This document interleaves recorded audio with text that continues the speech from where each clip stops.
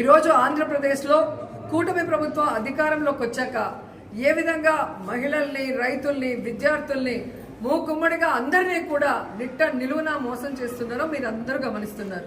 ముఖ్యంగా ఈరోజు చూస్తే కూటమి ప్రభుత్వం అధికారంలోకి వచ్చి 15 నెలలు అవుతుంది.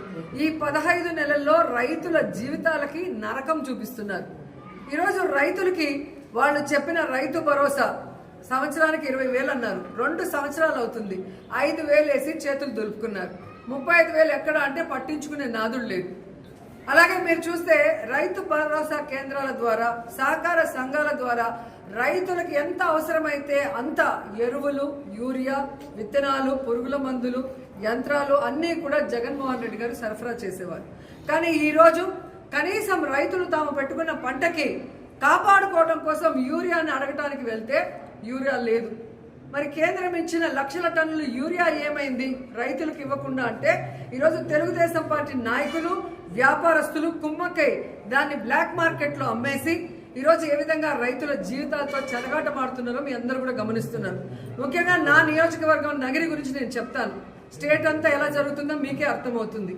ఎందుకంటే ఈరోజు నగిరి నియోజకవర్గంలో నిన్నటి వరకు రైతులకు కావాల్సిన యూరియా ఇవ్వకుండా దాన్ని బ్లాక్ మార్కెట్లో అమ్ముకుంటే రైతులు విధిలేని పరిస్థితిలో తమిళనాడుకు వెళ్ళి కనకమ్మ సత్రంలో, అలాగే పల్లిపట్టులో, తిరుత్తనిలో, ఎన్ఎన్ కండ్రిగలో, పొద్దుటూరులో ఈరోజు వెళ్ళి ఎక్కువ డబ్బుకి మరి ఈరోజు కొనుక్కొని ట్రాన్స్పోర్ట్ ఛార్జెస్ మళ్ళీ కూడా దాని మీద భారీగా వేస్తే ఈరోజు రైతన్నలు వెన్నెముక విరిగిపోయే విధంగా, అంటే ఈ వెన్నుపోటు రాజకీయాలు చేసే చంద్రబాబు నాయుడు ఆఖరికి మామతో పాటు రైతులు కూడా ఎలా వెన్నుపోటు పొడిచారో ఒకసారి చూసుకోండి.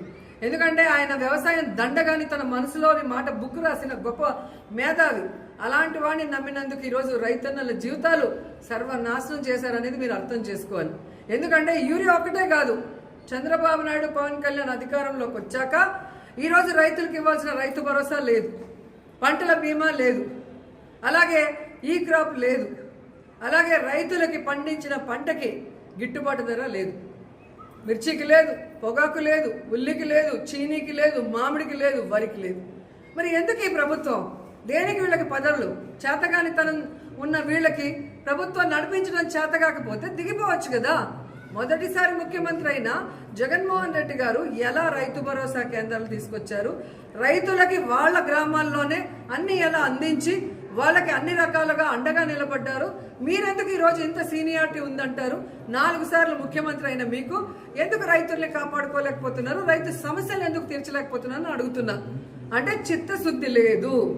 ఈరోజు చంద్రబాబు నాయుడుకి, పవన్ కళ్యాణ్కి, లోకేష్కి ఈరోజు రాష్ట్రంలో వాళ్ళ కూటమి ప్రభుత్వంలో ఉన్న ఎమ్మెల్యేలకు, నాయకులకి ఇసుక దోచుకోవడం, మద్యం దోచుకోవడం, అలాగే భూములు దోచుకోవడం, ట్రాన్స్ఫర్లలో దోచుకోవడం ఎలా అలవాటైందో ఈ రైతుల నోట్లో మట్టి కొట్టి యూరియాని కూడా బ్లాక్ మార్కెట్కి అమ్మేసి దోచుకోవడం చూస్తుంటే వీళ్ళు ఎంత కక్కుర్తిగాళ్ళో ఈరోజు మనకు అర్థమవుతుంది. సో ఇలాంటి నాయకుల్ని, వ్యాపారస్తుల్ని, బ్లాక్ మార్కెట్ని నియంత్రించాల్సిన బాధ్యత ఉన్న చంద్రబాబు నాయుడు నియంత్రించకపోగా ఎక్కడా కొరత లేదు, సఫిషియెంట్గా అంతా ఉంది అన్నాడు. మరి అంతా సఫిషియెంట్గా ఉన్నప్పుడు ఎందుకు గ్రామాల్లో రైతులకి యూరియా దొరకట్లేదు? ఎందుకు గ్రామాల్లో రైతులకి ఎరువులు దొరకట్లేదు? నేను ప్రశ్నిస్తున్నాను, ఆన్సర్ చెప్పండి. ఈరోజు మీరు అంటున్నారు కదా అన్ని సక్రమంగా ఉంటే ఈరోజు జగన్మోహన్ రెడ్డి గారు డేట్ అనౌన్స్ చేశాక ఎందుకు నిన్న మీటింగ్ పెట్టుకున్నారు? ఎందుకు సెంట్రల్ మినిస్టర్ నడ్డాకు ఫోన్ చేసి మాకు యూరియా కావాలి పంపించండి అని ఎందుకు అడిగారు? టైంపాస్కి అడిగారా? అంటే కొరత ఉందని మీకు తెలిసి సైలెంట్గా ఉంటారు మీ ఛానళ్ళన్నీ.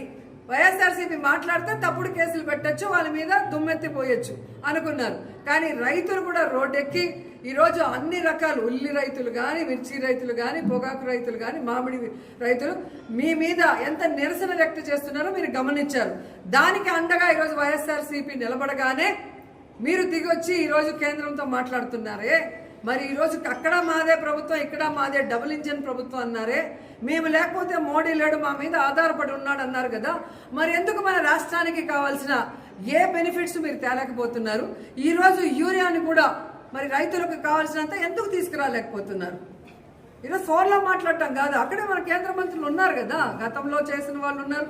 ఇప్పుడు అచ్చెన్నాయుడు వ్యవసాయ శాఖ మంత్రి అన్న కొడుకే ఉన్నాడు, రామ్మోహన్ నాయుడు. ఊరికే మాట్లాడతాడు ప్రెస్ మీట్ల ముందు కూర్చొని. మరి అధికారం వచ్చినప్పుడు ఎందుకు చేయట్లేదు రాష్ట్ర ప్రజల కోసం? సో ఇప్పటికైనా మీ డ్రామాలు ఆపండి. మీ డ్రామాలు ఆపి రైతులకు కావాల్సిన యూరియాని, ఎరువుల్ని వెంటనే అందుబాటులో తీసుకొచ్చి అందరికీ అందజేయండి. ఆల్మోస్ట్ ఈ రోజుతో అంతా అయిపోయిన తర్వాత ఇప్పుడు తెచ్చాము అని చెప్పి ఆర్డీఓతోనో పోలీసులతో చెప్పించి మమ్మల్ని సప్రెస్ చేయాలంటే ఇక్కడ ఉన్న వాళ్ళు రైతులు అందరు ఫేసులు చూసుకోండి. వాళ్ళకి ఎంత భూమి ఉంది, వాళ్ళు పంటలు వేస్తారా లేదా, వాళ్ళకి ఎరువులు కావాలా, విత్తనాలు కావాలా, యూరియా కావాలా, మీరు గమనించండి. కాబట్టి వైఎస్ఆర్సీపీ వాళ్ళు అంటే ఏదో ఒక నింద. జగన్మోహన్ రెడ్డి గారి నాయకత్వంలో ముందుకెళ్తున్నాం. మేము ప్రతిపక్షంలో ఉన్నప్పుడు ప్రజలకు ఏం చేస్తామని చెప్పామో అధికారంలోకి వచ్చాక అవన్నీ కూడా చేశాం. అన్ని వర్గాల వారికి, విద్యార్థులకి, మహిళలకి, రైతులకి. ఈరోజు అపోజిషన్లో ప్రజలు కష్టపడితే సహించాం. వాళ్ళ కోసం ఎంత దూరమైనా పోరాడతాం, ఎన్ని కేసులు పెట్టినా కూడా పోరాడతాం. సో అది ముందు మీరు తెలుసుకొని సమస్యని పరిష్కరించే దిశగా మీరు ఆలోచించండి. సమస్యని వెంటనే పరిష్కరించండి. లేదంటే రైతులకు అండగా మేము ఎప్పుడు పోరాడుతూనే ఉంటాం.